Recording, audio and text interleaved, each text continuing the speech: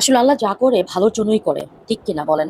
এই মেয়ের যে অঙ্গি ভঙ্গি, এই মেয়ে কথা যদি বলতে পারতো তাহলে কি করতো? যে ভিডিওটা আমার কাছে মনে হচ্ছে ওটা ভিডিও না হয়ে যদি সামনাসামনি হইতো, লাইলাকে পাইতো, তাহলে আমার মনে হচ্ছে ওরে চিরে দুই ফাঁক করে একদম ই করে মরিচ বইটে বইরে দিত। ভঙ্গি ভঙ্গি এই দেখাইতেছে, এটা দেখাইতেছে, থুতু দিতেছে, জুতা নিতেছে, এবং তাকে নিয়ে বা তাদের নিয়ে যারা যারা আরো কথা বলছে তাদের আইডি দেখাচ্ছে, দেখায় সেইখানেও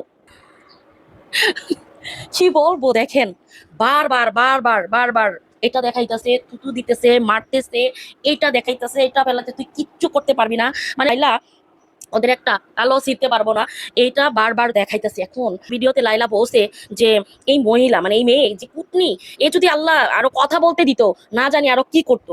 একদম চাক্ষুষ প্রমাণ এখন পাওয়া গেল। ও বাবা, আল্লাহ ভাগ্যিস কথা বলা বন্ধ করে দিয়েছে। কথা বললে তো দুনিয়া দুনিয়া কিনে ফেলতো। যে সত্যি যদি এই মেয়ে আরো কথা বলতে পারতো, এই লাইলা এই অনলাইন জগতে কোথাও একটা জায়গা পাইতো না।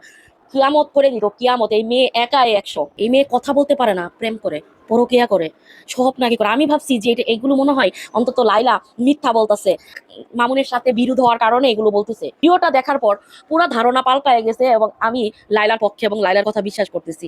এই মেয়ে নাকি আবার এই যে কয়দিন হলো ইন্ডিয়াও যাবে। এখন আমার কথা হলো, লাইলাই বা কেন এত খোঁজ খবর রাখে? লাইলা আবার দেখেন, আপনারা যেমন মনে করেন লাইলা ভাজা মাছটা উল্টায় খাইতে জানে না, ও যে জিনিসটা প্রেজেন্ট করে জনগণের কাছে, লাইলাও কিন্তু ঠিক একটা ডেঞ্জারাস মহিলা। ওর এমন কোনো তথ্য নাই সেটা সে জানে না।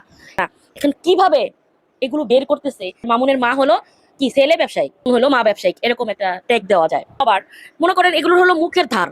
এই যে মনে করেন ওর মার মুখের তুষারও দিয়ে, তারপরে ইয়ে দিয়ে পোলারে খারাপ কাজ করাইতেছে, টাকা ইনকাম করাইতেছে। মানে ভাবেই একটা ফ্যামিলির বাচ্চা কাচ্চাদেরকে যে মা বাবা এভাবে তাদেরকে সাপোর্ট করে এইসব কাজ করার জন্য, টাকা পয়সা ইনকাম করার জন্য, তো ওরা ওটা কোনো ফ্যামিলির মধ্যে পড়ে না, ওটা একটা বিজনেস ফ্যামিলি বলতে পারেন। তো এরা সুস্থ স্বাভাবিক যদি আরো হইতো, এরা কতই না অকারেন্স করতো। মামুন কি করতেছে না বলেন?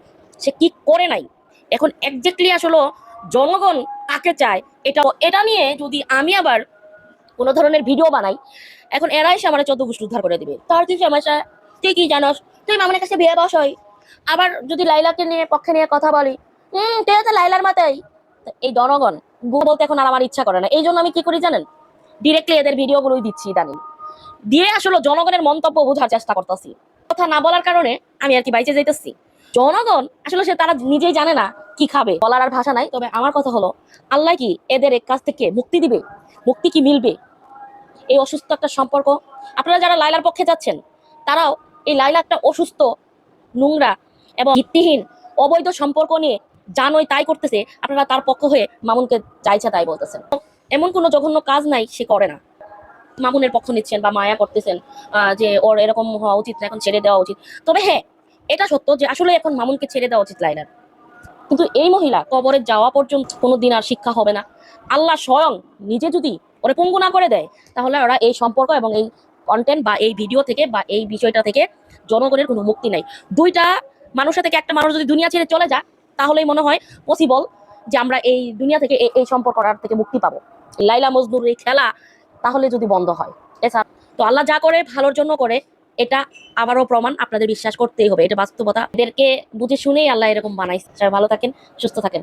সুস্থ সম্পর্ক, সুস্থ জীবন, এটা ধরে রাখার চেষ্টা করুন। আল্লাহ হাফেজ।